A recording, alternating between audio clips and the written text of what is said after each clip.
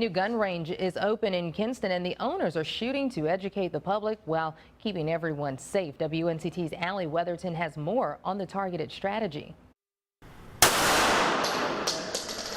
New Sports Shop now has a shooting range and gun store. The owner, Russell Rhodes, says safety is his #1 priority. We don't want anyone to be exposed to lead, because lead can be a harmful substance if ingested.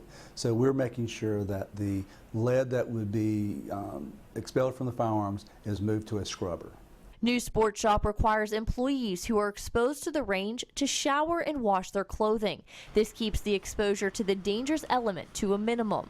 Other precautions are taken to keep people safe from lead, including a specialized ventilation system. It will make sure that any dust around the firing line, is moved downrange at a rapid rate, at a safe and rapid rate, so that it's then scrubbed through filter systems before it's either recirculated or expelled.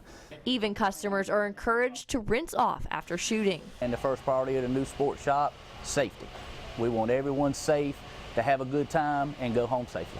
Customers must also pass a background check before shooting at the range. After they complete the test and all that, we check everything off and we'll send them into the range with their eye and ear protection and the ability to shoot.